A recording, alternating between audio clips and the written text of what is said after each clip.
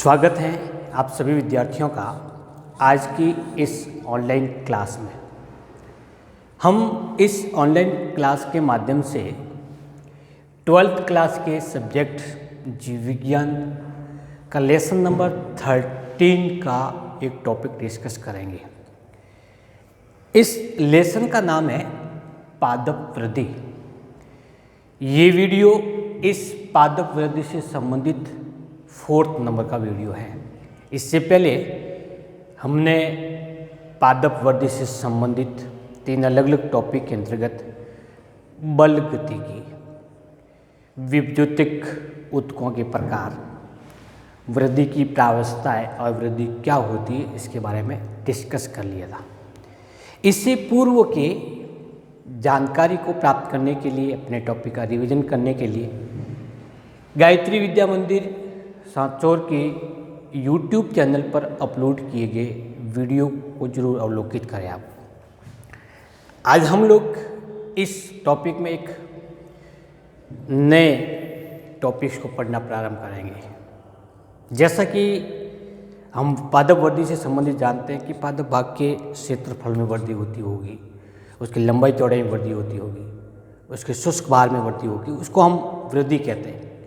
तो प्रश्न ये उठता है कि किसी पादप भाग में कितनी वृद्धि हुई, कितने समय में हुई, तो उसका मापन हम कैसे करेंगे। क्या हमारे पास में कुछ विशेष प्रकार के उपकरण होते हैं जिसकी सहायता से पादप वृद्धि को नापा जाता है। जैसा कि हम किसी धागे की, किसी टेबल की लंबाई चौड़ाई लेनी हो तो हमारे पास में एक स्केल होती है, एक फीता होता है जिसकी सहायता से हम माप लेते हैं। ठीक इसी प्रकार के उपकरणीय संरचनाएं पादप वृद्धि को मापने में प्रयुक्त होती है।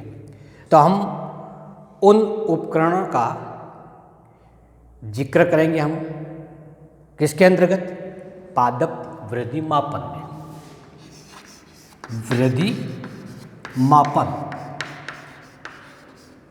पादप वृद्धि से जो चौथा वीडियो आ रहा है, टॉपिक आ रहा है, वो क्या आ रहा है, पादप वृद्धि मापन। हमारे पास में ऐसे कौन से पैरामीटर होते हैं जिसकी सहायता से हम पादप वृद्धि को ज्ञात करते हैं, पहले बात हमारे पास में।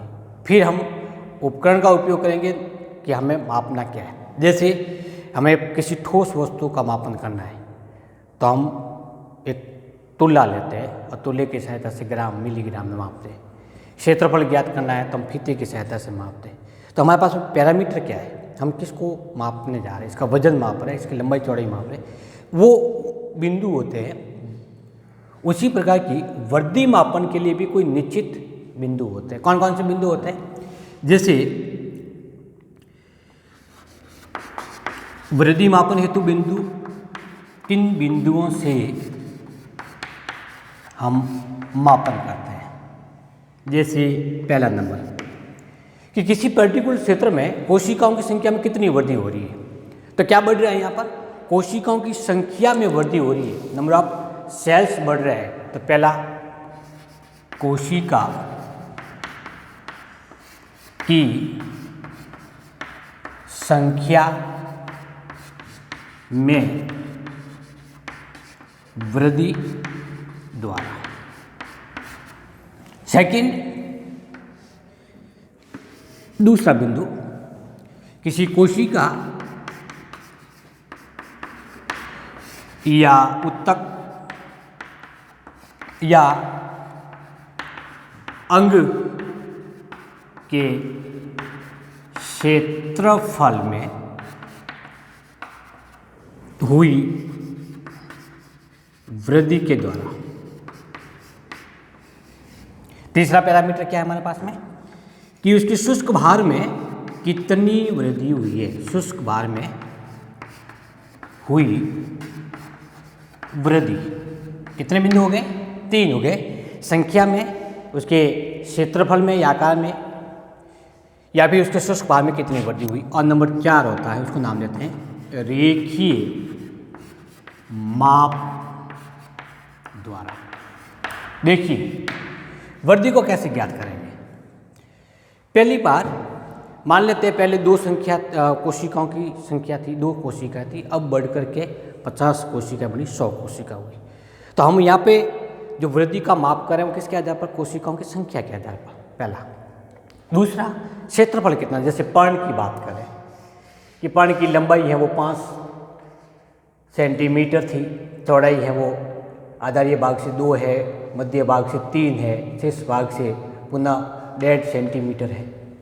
तो एक निश्चित समय के बाद में, क्योंकि पादप वृद्धि हमेशा एक निश्चित समय में हुई बढ़ोतरी को मानते हैं, तो कुछ निश्चित समय के बाद में फिर हम इस पर्ण के आकार को मापेंगे कि 5 से कितना हुआ, 6 सेंटीमीटर हुआ, ये कितना हुआ, ये 2.5 हो गए, ये 3.5 हो गए, बढ़ोतरी हो रही है। तो ये किसी कोशिका के आकार में हुई वृद्धि, उत्तक के आकार में हुई वृद्धि अथवा अंग के क्षेत्रफल में हुई वृद्धि के द्वारा भी हम माप कर सकते हैं। या फिर शुष्क भार में कितनी वृद्धि हो रही है अथवा रेखीय माप द्वारा स्केल की सहायता से हम उसका मापन कर सकते हैं। तो ये 4 बिंदु वो हैं जो वृद्धि मापन के लिए प्रयुक्त होते हैं। अब बात करते हैं उन उपकरणों की जिसकी सहायता से वृद्धि को मापा जाता है। तो वृद्धि मापन हेतु वृद्धि मापन हेतु उपकरण या वृद्धि मापन की विधियां कौन कौन सी है, इसको ज्ञात कर लेते हैं। पहली जो विधि होती है उसको नाम देता है सामान्य विधि या सामान्य स्केल द्वारा। सामान्य स्केल वो स्केल जिसका उपयोग हम सामान्य तौर पर लाइन खींचने में या गणित के अंदर कुछ डायग्राम बनाते समय माप लेने के लिए प्रयुक्त करते हैं। स्केल द्वारा मापन करने के कारण इसको हम सीधी विधि भी कहते हैं। सीधी विधि के द्वारा इसमें क्या उपकरण प्रयुक्त होगा, उपकरण प्रयुक्त होगा स्केल। कैसे करेंगे, एक जैसे यहाँ पे एक डायग्राम बना देता हूँ प्लांट का। इस पादप में जैसे यहाँ एक व्यवस्थित डायग्राम, ये पर्ण है इसकी,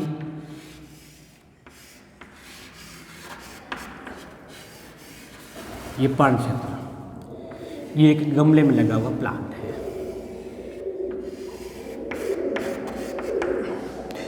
स्केल की सहायता से जैसे हम निश्चित बिंदु इसके इस आधार से लगा करके इसके शीर्ष भाग तक पादप की संपूर्ण लंबाई को ज्ञात कर लेते हैं कितना है।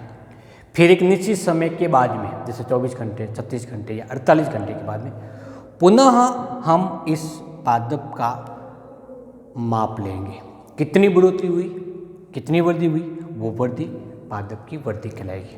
तो इसमें क्या प्रयुक्त होंगे, स्केल।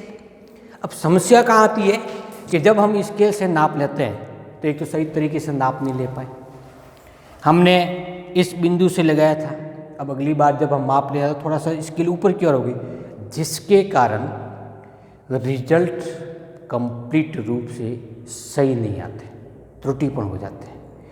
कैसे त्रुटिपूर्ण हो जाते हैं, क्योंकि वृद्धि की दर निश्चित होती है, तो 24 घंटे में जितनी होती है नेक्स्ट अगले 24 घंटे में लगभग उसके समान होनी चाहिए, कोई बाह्य कारक उसके ऊपर प्रभाव नहीं डालना है। तो इस त्रुटिपूर्ण परिणाम प्राप्त होने के कारण इस विधि का सामान्यतः उपयोग हम नहीं करते। लेकिन जब किसी पादप वृद्धि की या पादप की लंबाई की मोटे तौर पर गणना करनी है, अनुमान लगाना है, तो हम स्केल के द्वारा इसका उपयोग कर सकते हैं। अन्यथा पादप वृद्धि को नापने के लिए विशेष प्रकार के उपकरण प्रयुक्त किए जाते हैं, इनको वृद्धि मापी कहते हैं। तो सेकंड किसके द्वारा है, वृद्धि मापी के द्वारा। कई प्रकार के वृद्धि मापी वैज्ञानिकों के द्वारा विकसित किए गए हैं, जिसमें फेपर का आता है, आर्क या चाप वृद्धि मापी आती है। उसमें से सबसे सामान्य रूप से प्रयुक्त होने वाली वृद्धि मापी कौन सी है, चाप वृद्धि मापी। बिल्कुल सरल सा उपकरण होता है। कैसा है, इसमें एक स्टैंड लगा होता है ऐसा,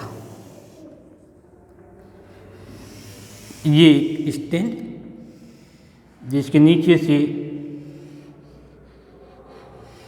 3 पाँव लगे होते हैं, पाँव की सहायता से ये स्थिर होता है। इस स्केल पर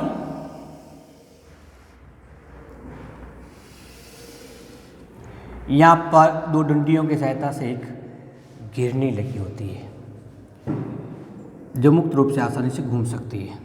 कितनी डंडियों से लगी होती है ये? 2 डंडी से। इन दोनों डंडियों पर ये अर्ध चंद्राकार स्केल लगी होती है। जैसे हम मैथमेटिक्स के अंतर्गत कोई डायग्राम बनाते से हम एक चाप काटते हैं, इसी प्रकार का एक स्केल लगा होता है। इसीलिए इसका नाम क्या है? आर्क। आर्क के समान होने का आर्क वृद्धि मापी उसको कहते हैं। इस घिरनी से एक पॉइंटर लगा होता है जो घिरनी के साथ साथ मुक्त रूप से इस स्केल पर घूमता रहता है। इस घिरनी पर एक धागा लटकाया जाता है जिसके 2 छोर होते हैं। एक छोर को जिस पादप की लंबाई ज्ञात करनी है उसके अग्र सिरे से बांध देते हैं और दूसरे छोर पर भार लटका देते हैं। इस भार के कारण इस धागे में तनाव बना रहता है। अब इस उपकरण को निश्चित समय के लिए हम रख देते हैं। कुछ समय के बाद में जब हम इसका अवलोकन करते हैं तो क्या पाया जाता है कि ये जो स्केल पर पॉइंटर ए बिंदु पे था वो कुछ समय के बाद में कहाँ पे आ गया है? बी बिंदु पे आ गया, इस स्थान पे आ गया। ऐसा क्यों हुआ? क्योंकि जैसे ही पादप की लंबाई में वृद्धि हुई तो इस पादप भाग से लगी हुई इस धागे का तनाव कम हुआ, ढीला पड़ा। इसके दूसरे छोर पर जो भार लगा होता है उसके कारण धागा है वो दूसरी तरफ खिसकता है और इसके साथ में क्या खिसक गई? गिरनी खिसक गई। गिरनी के घूमने के कारण इसके साथ में जो पॉइंटर लगा हुआ वो भी घूम जाता है। जैसे स्पीडोमीटर में एक निश्चित बिंदु से वो पॉइंटर लगा होता है जो मीटर बताता है कितने किलोमीटर चल रही है, कितनी स्पीड से चल रही है, वो बता। ठीक उस प्रकार से ये घूम गया। जितना विचलन इस स्केल पे दिखता है उतनी ही वृद्धि उस पादप के द्वारा निश्चित समय में प्रदर्शित की जाती है। तो इस उपकरण को नाम देते हैं चाप वृद्धि मापी। एक सरल सा उपकरण है जिसको स्पॉट में भी रखा जाता है और एग्जाम्स के अंदर भी पूछा जाता है। जब इसकी लेबलिंग करनी होती है कैसे करेंगे? ये स्केल के बाद में ये सूचक या पॉइंटर, ये स्टैंड, ये पादप, गमला, गिरनी, ये भार और इसके साथ में क्या लगा हुआ है? ये धागा लगा हुआ है। तो ये हो गया नामांकित चित्र। कई बार एग्जाम में प्रश्न पूछा जाता है चाप वृद्धि मापी का नामांकित चित्र बनाओ। वृद्धि मापन किस पैरामीटर के द्वारा की जाती है और मापने हेतु कौन से उपकरण प्रयुक्त होते हैं। इसके बाद में हम उस टॉपिक को डिस्कस करते हैं जिसके कारण वृद्धि प्रभावित होती है। कैसे? जैसे बरसात के अंतर्गत वृद्धि तीव्र गति से होती है लेकिन ग्रीष्म ऋतु में वृद्धि धीरे धीरे होना प्रारंभ हो जाती है। तो कौन सा टॉपिक? वृद्धि को प्रभावित करने वाले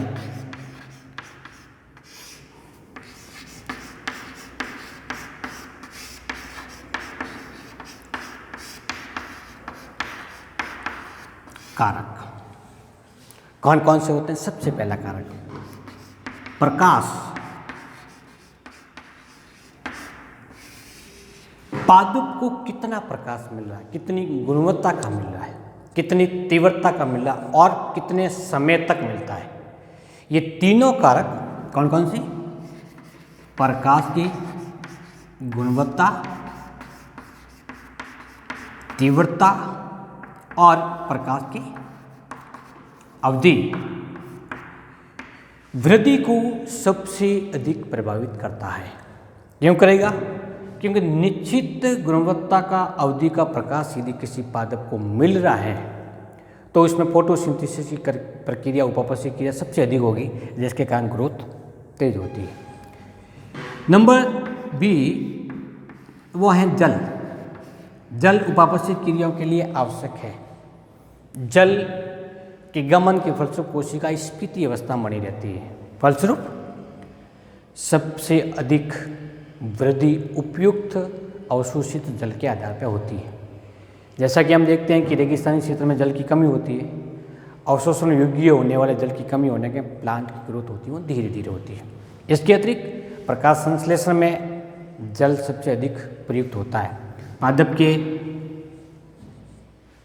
ताप नियंत्रण करने में भी जल की महत्वपूर्ण भूमिका है। तीसरा जो कारक है उसको नाम देते हैं तापमान। उपयुक्त ताप 20 डिग्री सेंटीग्रेड से लेकर 35 डिग्री सेंटीग्रेड की प्रास के मध्य अधिकांश एंजाइम सक्रिय होते हैं और उपापचय क्रिया में कौन प्रयुक्त होते हैं? एंजाइम प्रयुक्त होते हैं। इसलिए जब एंजाइम सक्रिय होंगे उस स्थिति में ही उपापचय क्रिया होगी, ग्रोथ अधिक होगी। लेकिन एंजाइम के निष्क्रिय होने पर ग्रोथ कम हो जाती है। तो 20 से कम और 35 से अधिक डिग्री सेंटीग्रेड ताप पर एंजाइम निष्क्रिय होने के कारण ग्रोथ नहीं होती। नेक्स्ट जो घटक है उसको कहते हैं हम खनिज पोषक, जैसा कि मैग्नीशियम क्लोरोफिल के संश्लेषण के लिए आवश्यक होता है, नाइट्रोजन प्रोटीन निर्माण करने के लिए आवश्यक होता है, जिंक कार्बोनिक एनहाइड्रेज एंजाइम के लिए आवश्यक होता है, फेरम या आयरन इलेक्ट्रॉन या ETS के लिए प्रयुक्त होता है। तो ये सभी खनिज पोषक मिलकर के पादप वृद्धि को प्रेरित करते हैं। खनिज पोषकों की न्यूनता होने पर पादप की ग्रोथ सामान्य रूप से नहीं होती। खनिज पोषकों का पादप पर क्या प्रभाव पड़ता है इसका डिस्कस हमने खनिज लवणों का महत्व नामक टॉपिक के अंतर्गत डिस्कस किया, जहाँ पे आप उसको एब्जॉर्व कर सकते हैं। वहाँ से उसको पढ़ करके आप अपनी जानकारी को पुनः बढ़ा सकते हैं। खनिज पोषकों के बाद में आता है एक पादप हार्मोन। वे हार्मोन या रासायनिक पदार्थ जो पादप वृद्धि को रेगुलेट करता है, नियमित करता है, नियंत्रित करता है, पादप वृद्धि नियामक कहलाता है। या फिर उसको क्या कहते हैं हम? पादप हार्मोन कहते हैं, जैसे auxin, gibberellin, cytokinin, auxin, abscisic acid और इथाइलिन क्या करते हैं? पादप वृद्धि को प्रभावित करते हैं। इसमें से ऑक्सिन, साइटोकाइनिन और जिब्रेलिन पादप वृद्धि को बढ़ाते हैं, जबकि इथाइलिन और एब्सिसिक पादप वृद्धि को रोकने का कार्य करता है। इसके अतिरिक्त वातावरणीय कारक भी पादप वृद्धि को प्रभावित करते हैं, जैसे ऑक्सीजन की आपूर्ति कितनी हो रही है। आपूर्ति, ऑक्सीजन श्वसन क्रिया में प्रयुक्त होता है। मूल को यदि ऑक्सीजन नहीं मिल पाती तो श्वसन क्रिया नहीं होती, फलस्वरूप जड़ के द्वारा जल का अवशोषण कम हो जाता है। तो ऑक्सीजन मिलना बहुत जरूरी है। उस पादप भाग को सामान्य रूप से ऑक्सीजन मिलती रहे तो उपापचय क्रिया, श्वसन क्रिया सामान्य रूप से चलती रहेगी, पादप वृद्धि बढ़ती रहती है। तो कुल ये 6 कारक ऐसे हैं जो पादप वृद्धि को डायरेक्ट प्रभावित करते हैं। आज के इस टॉपिक को हम यहीं समाप्त करते हैं। नेक्स्ट टॉपिक के अंतर्गत पादप हार्मोन के बारे में डिस्कस करेंगे कि ये हार्मोन क्या होते हैं और कैसे कार्य करते हैं। थैंक यू, नमस्कार।